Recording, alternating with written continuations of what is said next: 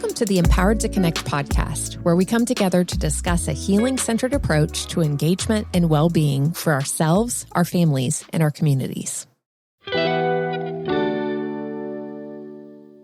everyone, we are here today with Dr. Owens, and I am meeting her for the first time in this episode. So it has been a delight to meet you so far, Dr. Owens, and why don't you tell us a little bit about who you are and what you do?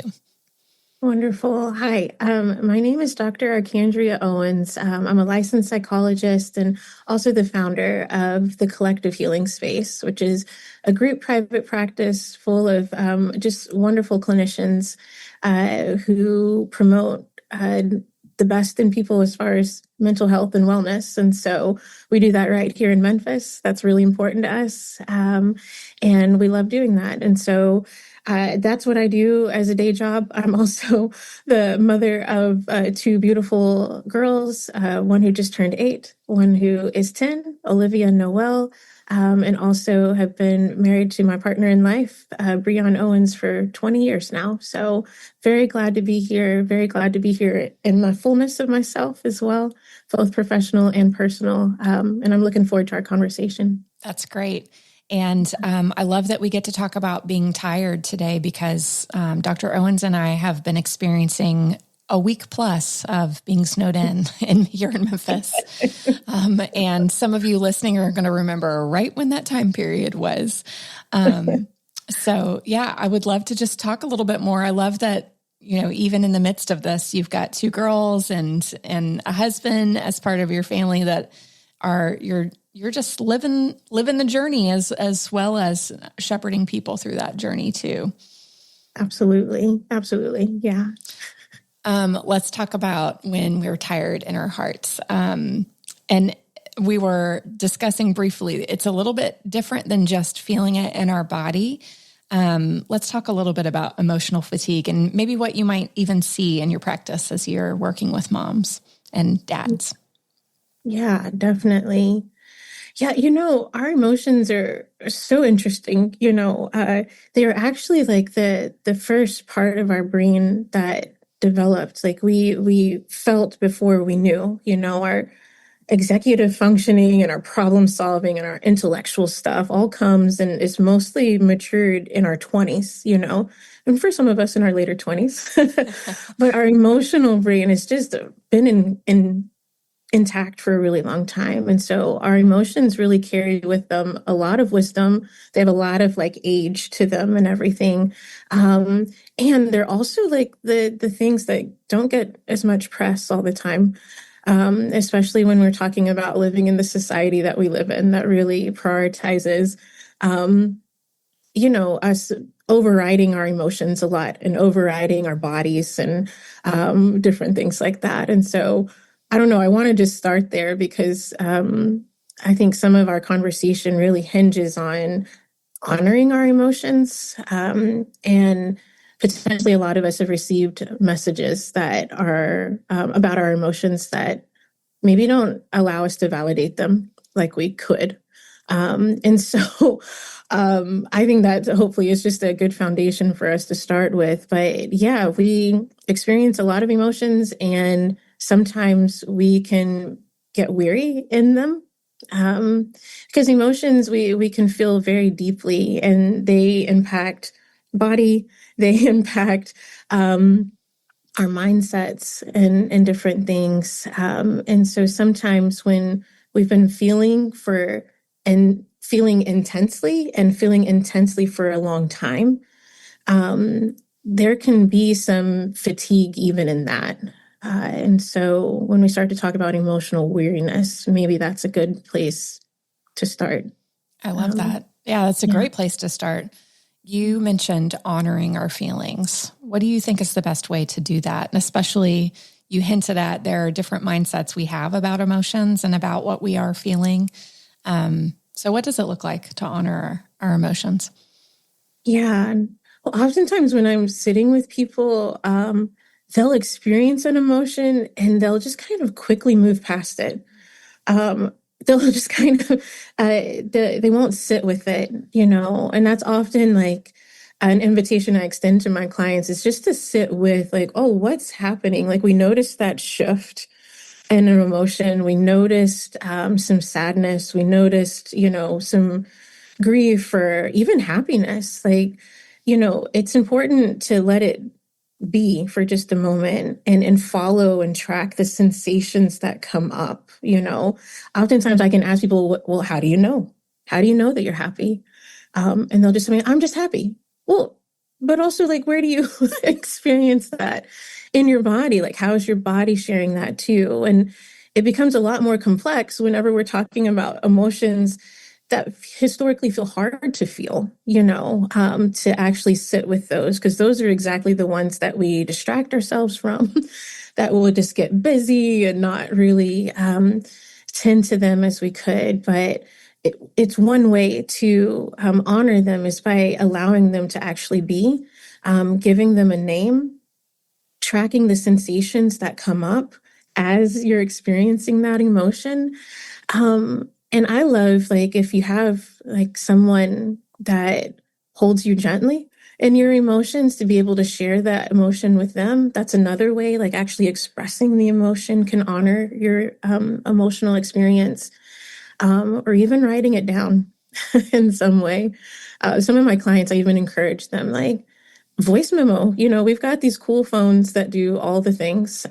We can also like speak into them and like have that be our expression, because sometimes talking with other people can be hard, especially if there's some kind of shame associated with what we're feeling. And so any method of expression, even expressive arts, even dancing, even some way of like moving our body um, at the same intensity of what we're feeling, or even moving our bodies, in kind of like coordinated movement that shares and shows that emotion.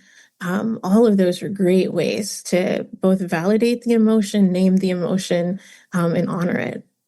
I love those ideas. I'm thinking about the many times I've sat in a therapist's office or with a spiritual director, and I've had that experience where before I even realized it, I was showing that I was feeling something. And that safe person in that space said, where are these tears coming from? Or, oh, what's passing across your face right now? What are you thinking? Yeah. That can be really valuable to have somebody that will walk through that with you. Sure. Yes. And that's like the beauty of community, like especially with emotional expression, because sometimes like people, yeah, they can see it in us, they can smell it in us, they can Right. sniff it out, like they can know in some ways, before we know. Yeah. What a gift. Yeah. My personality, I'm so others focused. I'm just always thinking about what other people are feeling, what they need, what they're thinking. And so to be in a space where, or to put myself in my own position where I'm thinking about what I'm feeling and experiencing, can be really challenging. So it has always been really helpful to have other people do that with me. And I really love your suggestions for all the different ways that we can explore what we might be feeling and how to honor those feelings. Yeah. Great. Yeah. Okay. Something that's coming to mind is kind of this, maybe it's counterintuitive. The fact that if we honored our emotions, if we named them and sat with them and expressed them, how does that actually help us with emotional fatigue? Because I think some of us might think, well, if I let myself feel the full spectrum of what I was feeling, I would get fatigued. So how can we support emotional fatigue actually by expressing and feeling our emotions? That's such a good one. And I feel really tenderly towards that, because I think that's so human of us, right? To just Self-protective. Yeah. yeah, and self-protective. Yeah, it's such a beautiful strategy and a wise strategy to protect self, Right. Um, and so I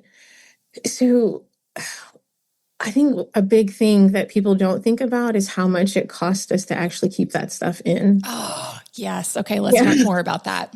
Yeah.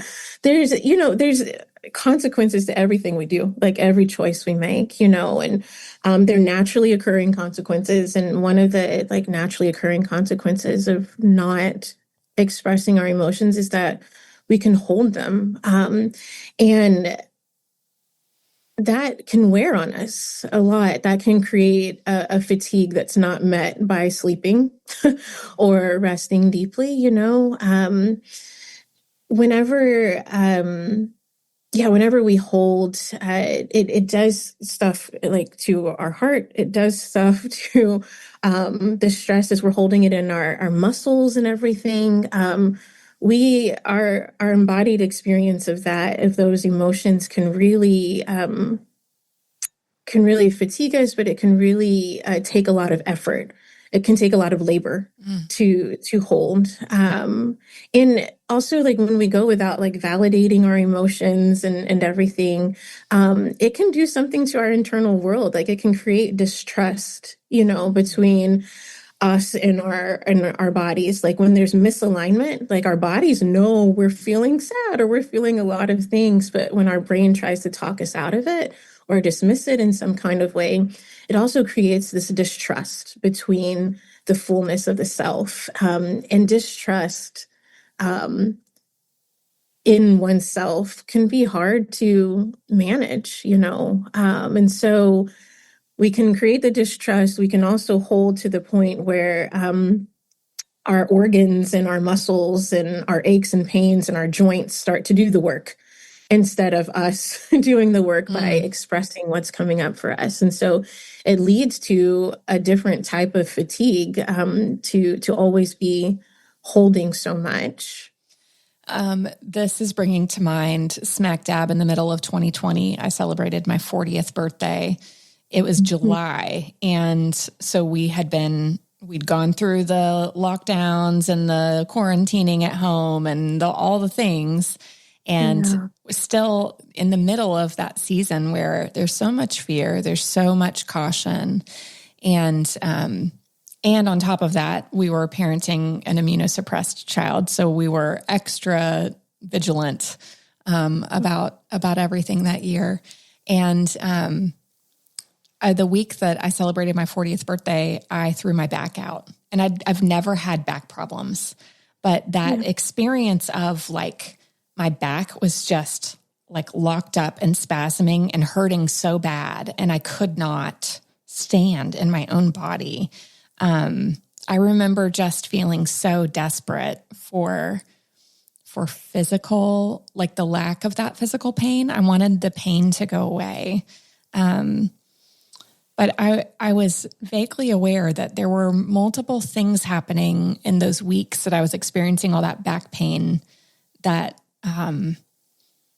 the pain would just increase or get worse. And it would be like difficult conversations or like the climate of the world in that time period. And as I was like thinking about it or talking about it, and just the very fact that I was entering middle age and coming to grips with that, all of it.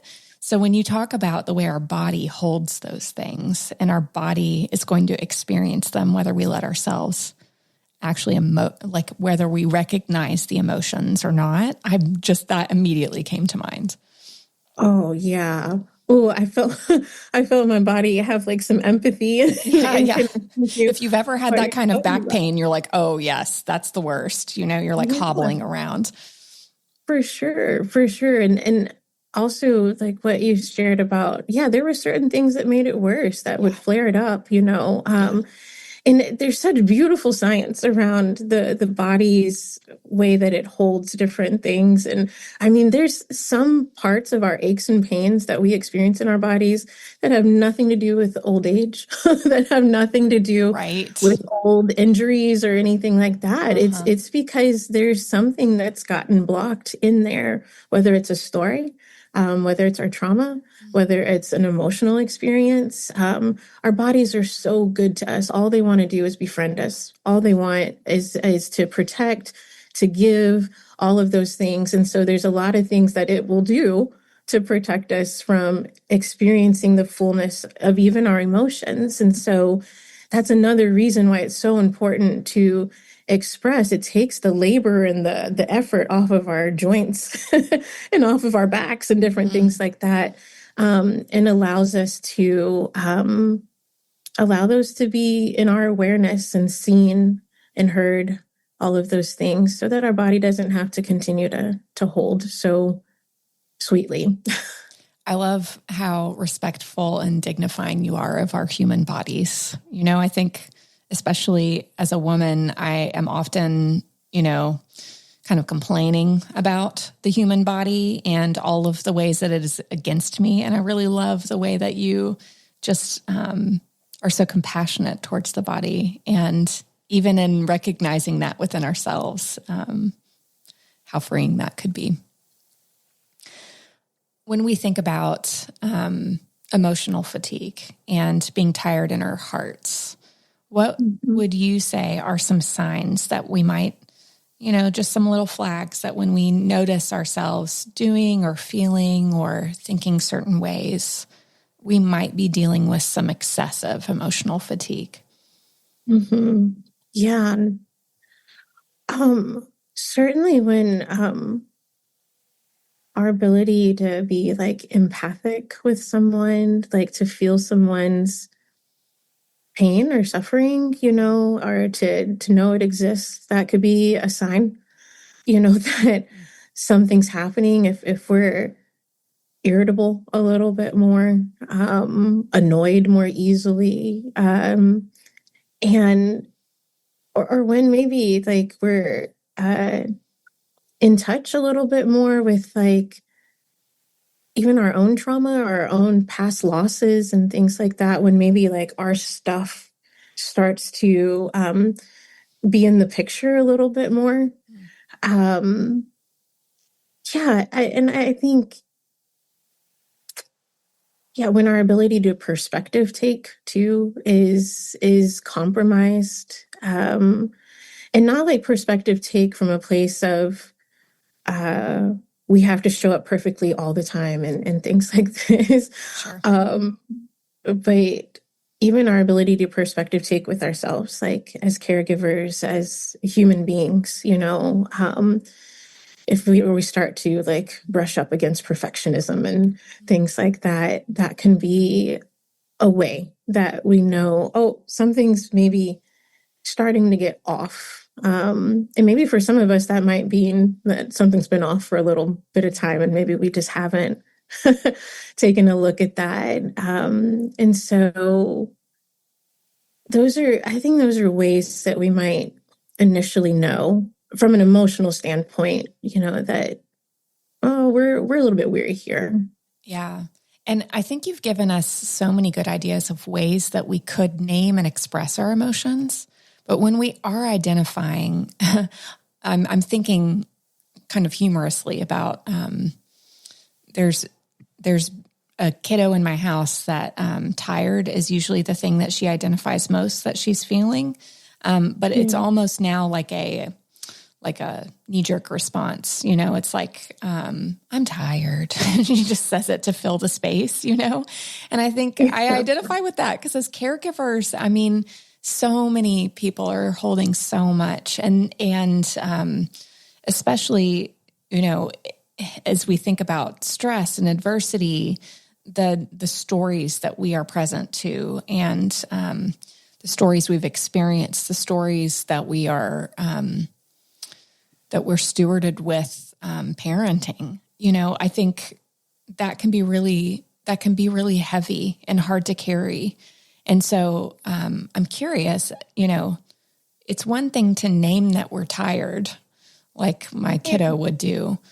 When we identify with that, would you say that there are steps beyond just naming and expressing? What are some unique ways that when we know we are very fatigued emotionally that we can care for ourselves? Yeah.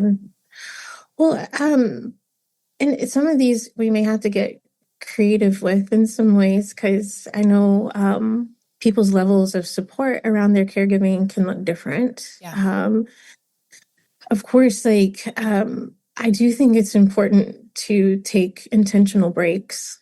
And I know for some that might not mean being able to get out of the house, especially right now, when Mother Nature has made the decisions.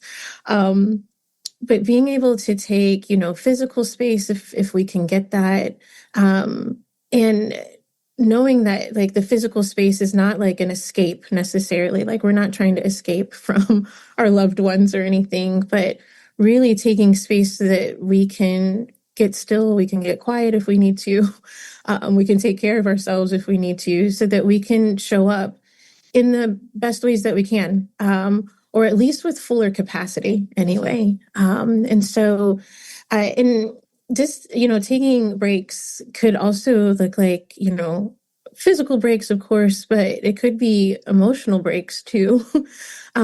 Sometimes when there's a lot of intense caring for a really long time, it could be helpful to see if there's ways that you can be just a little less responsible for a few moments, and taking just a few moments. I know there's some really responsible people out there that are listening to this right now, and so who might find it really hard to lessen their sense of responsibility. But that could look like anything. It could look like getting in touch with your own inner child and asking, like, what does my child self want right now? Because our inner children know how to be irresponsible in just a little bit, because, they don't have to, right? They're not parents, they're not caregivers. And so that might mean that sometimes my inner child just wants to have ice cream when she wants it, with sprinkles and pecans. Sometimes that means, wanting to dance crazily or karaoke some song that just really speaks to my heart or something like that, or to color with some whimsy. And so being able to maybe take a break from always doing the things that you've always done and break it up a little bit. Self-care is a thing. And I don't want to like limit its goodness even in our conversation. But so, there's all the things, what can we do to be soft with ourselves? What are the scents that we need? Lavender and eucalyptus are two of my very favorites, and they help me a lot. What are the scents that we need? What's the lighting that we need in a particular place? And these are all like free things, right? Like when we're talking about taking a break, it could be, doing something different with our lighting, doing something different with what we're smelling, what we're tasting, what we're seeing, even moving into a different space in some ways. It could be having a phone conversation with someone or getting on virtually. Like we really did well with that during COVID. Having these friend dates and things like that, or having romantic dates, virtually, watching a movie together. Sometimes maybe we need to get back to that. How can we be creative in caring for ourselves, in caring not just for our physical bodies, but our emotions? And then really looking at soul care too, moving back into, okay, this is what my emotional world is saying about where I'm at right now. And like, okay, what does God say about me? What does, what scriptures could be really helpful to like come back to, or even like beautiful quotes that are affirmations that really guide our lives, period, whether they're spiritual or not. What are the words, who are the people in our lives that can really forge a path for who we want to be in this time and in this space. So yeah, I mean, movement, softness, compassion. How can we make it be about us for just a little bit, right? All of us are really, really good and practiced about it being about somebody else. I mean, you said that just a few minutes ago. And also, like, how can we also really tune in? If I'm irritated, great. Why does that make sense? What makes it make sense? And how can I soothe myself just a little bit? I think the other thing I'd want to share too is like self-touch can be so important. I feel a lot of things in my chest. And oftentimes, if I'm feeling a bigness there, I will just put my hand there and I will just offer just a little bit of pressure. I do that too. I put Immediately, my hand over my heart when I'm yes, feeling, yeah. yeah. And immediately, even right now, like as I do that, like I notice warmth that just moves out from my fingers into my shoulders, into other parts of my chest. Like really tracking for yourself. Like when I touch, when I like give myself that sort of support, or even when I notice the chair that I'm sitting on and allow it to give me some support, how does that then translate to the support that my emotions need, that I need right now, to care deeply for myself? So yeah, use your environment too. It's a good spot to go to. That's so good. Um, I'm thinking about, sometimes I have thoughts come into my mind while I'm listening to someone and I start counting out the questions, like, so I won't forget. And now Yeah. I've had too many than one hand. So I Okay. have to start over. Okay, that's all right. Come on. But I do, I love all of these are really practical ideas. And like you said, they don't have to cost us anything. We're not like buying a Peloton bike and putting it in our, in an extra room in our house, where this is just slowing and noticing and validating and caring, which is so important. We have resources on stress capacity on our Empowered to Connect website.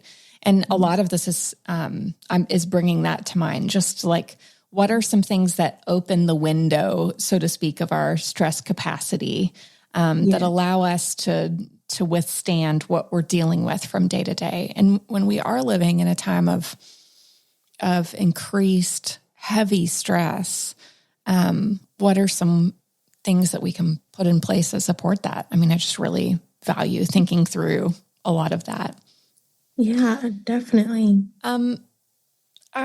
One of the things I'm wondering is, would you give us a case for counseling and therapy? Like at what point, and I'm curious, there are a couple of different ways we could go with this, because I think we don't always have to have a reason. Maybe you want to speak to that too, to come into therapy or counseling or any kind of supportive practices. But I would love to hear from you, Dr. Owens. I would imagine people listening are feeling maybe validated and supported just by a lot of the ideas that you're giving. And I really appreciate it that so many of these we can find within ourselves to do. Give me a little case for like when we would maybe start seeking out some professional support.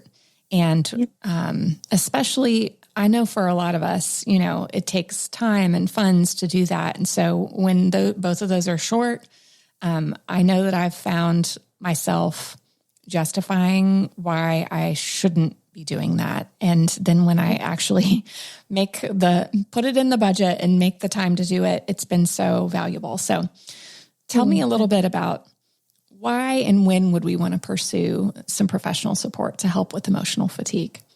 For sure.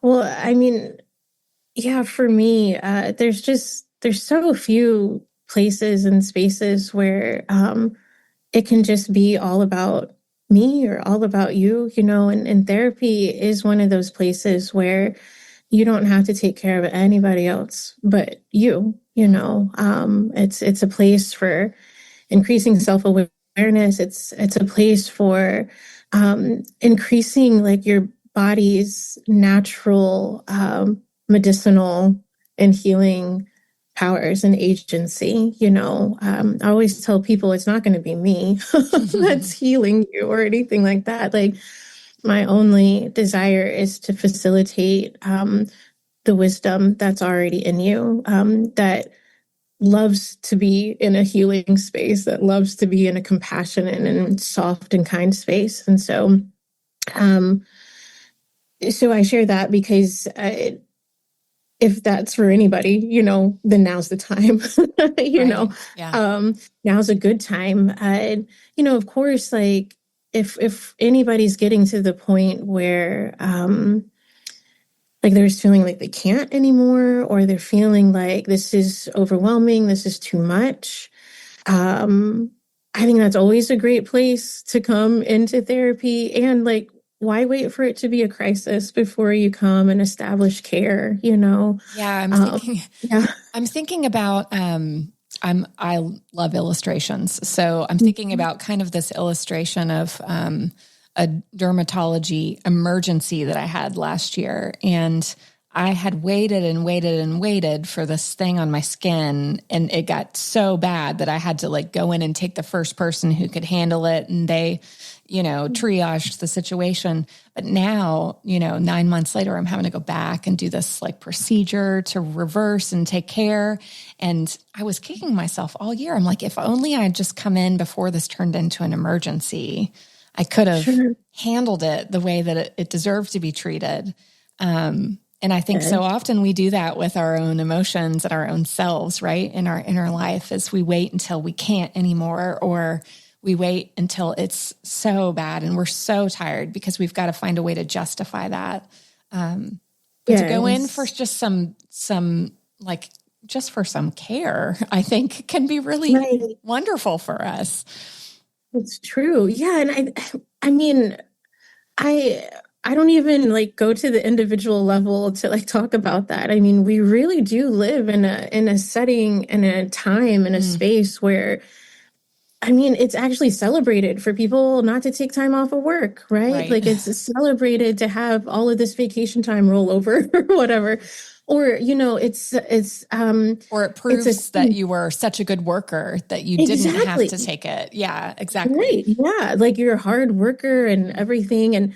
But also like there's only 3 days offered for bereavement whenever you're grieving someone, right? Like there's a lot of like implicit ways that we live in multiple systems that tell us like, your emotions, sure, you can have them, but you can have them in time limited ways and only to a level that's mostly superficial, not deep. And don't talk about it, actually, because we can't deal with the fact that it's happening, right? And so all of that translates into help seeking, right? So if this is what our macro systems are telling us, my assumption for a lot of people, and not my assumption, it's my knowing, I've been doing this work for a really long time. Like we all have messages and socialization around emotions and who gets to feel what. Like anger for women, right? Anger for men is okay. But sadness for men, like even we can move towards gender, we can move towards race, we can move towards age, we can move towards country of origin. I mean, we have a lot of messaging around our emotions, and all of that keeps us out of the therapeutic room.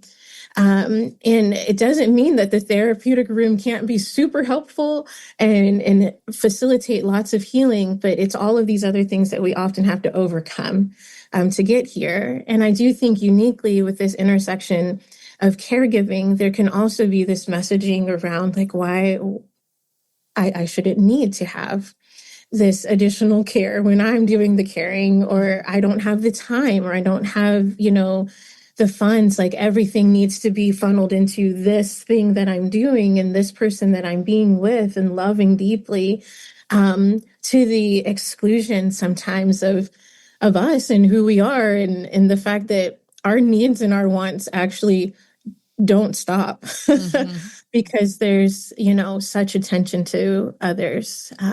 I know even a barrier to getting into that therapeutic space for me was, I brought this upon myself. I'm an adoptive parent. I chose this path. And so if it's hard, then I knew what I was signing up for, or I should have known what I was signing up for. There can be a little bit of like guilt or shame kind of twisted into that for families that are walking through adoption and foster care, and just like, well, I should have known it would be like this, or I did know it would be like this, so I shouldn't need help for it. Whereas what I'm hearing you say is, oh my goodness, I mean, when we make this choice, maybe we need to, along with finding a pediatrician, find a good, therapist for ourselves, because it's just part of the proactive taking care in order to take care. Yes. Yeah. And it's an honoring of like, first of all, like what a amazing amazing choice to make. And just this recognition that not everybody's out here making these choices or anything. And not a lot of people are going to understand often, what all this entails for a caregiver. And it's like, you're also human. We are also humans. We are finite creatures, which let me tell you, I have such a hard time with that, by the way, recognizing my finiteness. If there's anybody else here that has a hard time with that, we can talk about that at some point. But we are finite creatures. Our capacity can diminish. It's not always full. And that is by no means like our fault or anything like that. It's just living in the human condition. And I do think that any way that we can support ourselves being human, support ourselves being finite, it's good. It's a good work. It's preventative, it's proactive, it's all of the good stuff, but it's also just loving. Like, we need to be people who love deeply others, of course, but also ourselves, so that we can be abundantly giving where we can. I'm thinking about when we at Empowered to Connect teach about stress, adversity, and trauma, and we talk about the effects of chronic stress upon a person, and what kind of tips it into the category of toxic stress is that there is not time or support to recover from what is being experienced. And so a giant argument for, or I guess maybe just supportive encouragement for entering that therapeutic space is, if we are even choosing to, some of us are choosing, some of us are not choosing the chronic stress that we're experiencing. But if we're experiencing it, we're going to need time to recover. And even if that is in 1 hour increments within your therapist's office, that can be a huge deal. And to just have the support of being able to hold that space for your own feelings, your own heart, as you journey on. I would love to hear, I wonder if you have a word for, we have a wide audience that listens to this podcast. There are a lot of caregivers, but there are also professionals who are teaching or working within child welfare or in the juvenile justice system. We have people that are working internationally in nonprofits supporting children all over the world. And for professionals that do these helping jobs, they also can become emotionally weary. In fact, Dr. Owens, maybe you experienced this yourself as a helper of people. So I wonder if you have any encouragement or wisdom that you can share, especially as we think about getting emotionally fatigued, walking alongside others. Yeah. Yes. I also get emotionally fatigued. It's a thing. I think when you endeavor to support and to help and to love deeply, there are, again, naturally occurring consequences to that. And so, for the professionals out there, I know for me, it's been so important to have rituals and rhythms just around making sure this vessel that I'm utilizing to be with and alongside people is healthy and well. For me, it's really important that I move my body. And so there are workouts, there's cleansing runs and different things like that. There's also time for journaling. That is really important to me because there are sometimes just thoughts that I'm having that I want to be somewhere. Because oftentimes when it's about other people, it's not about me, right? And so, and I can't spend my time with other people working through my own stuff. So it's really important to have space to express authentically and genuinely. I also really lean into my faith a lot. So there's a lot of prayer. There's a lot of reading and making sure that I know who I am as reflected in the eyes of God, because I lose track of that all the time when trying to care for people and love people deeply. And so sometimes I need to be reminded who I am yes, I'm a sheep who needs a shepherd, and green pastures and still waters and all of those things in order to rest. And so those are really important ways. But also, yeah, like what feeds me, what makes me it doesn't even have to be like what makes me happy, but what makes me even content or feel neutral. Sometimes I just need to need to have those spaces to care for myself too. And so I would share like there's got to be space made for all the professionals out there who are doing this consistently. I know that the people that I serve need me to show up. Not perfectly, but even in my imperfection, as open and as expansive as I can be, to be with them. And so I think it's really important to understand and figure out what are the rituals and what are the rhythms that are needed daily, the predictability that's needed daily, to be able to love ourselves well, as well, so that we can love others. So I think especially walking through the unpredictability and chaos in other stories, that predictability is providing your felt safety in your own walk and in your own life. That's so much wisdom there. I really appreciate you sharing that with us. of course, yeah. Yeah. I have had so much fun getting to know you. I'm so excited that we live in the same city. I know, that's great. I know. I'm like, let's be friends in real life. Let's do it.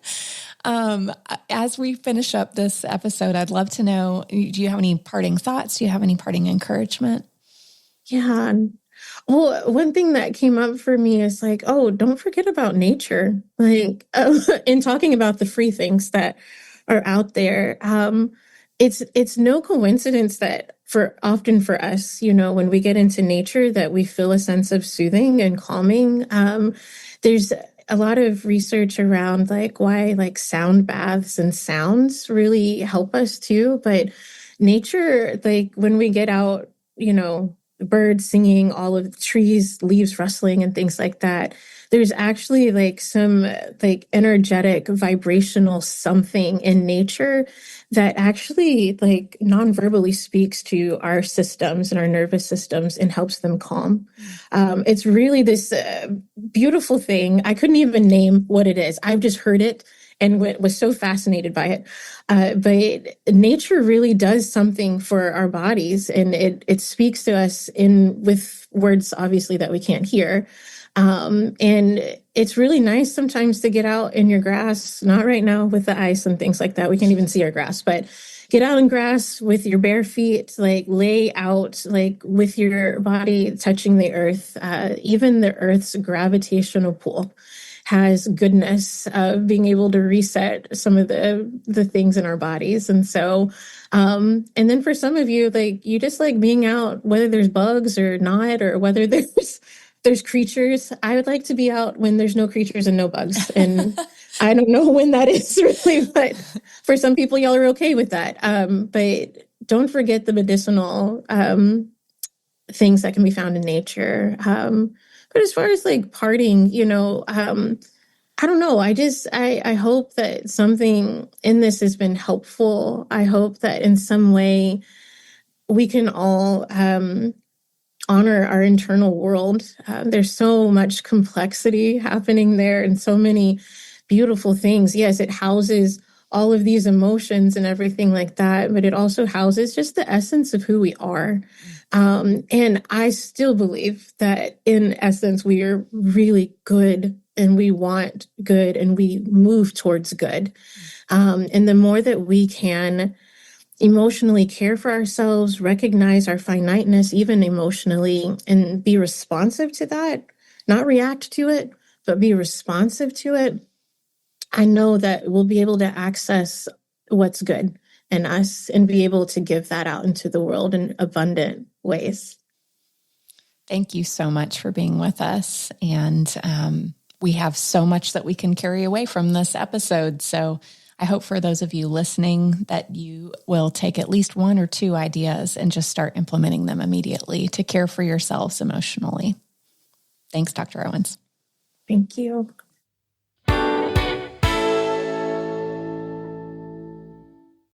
We hope you enjoyed the episode.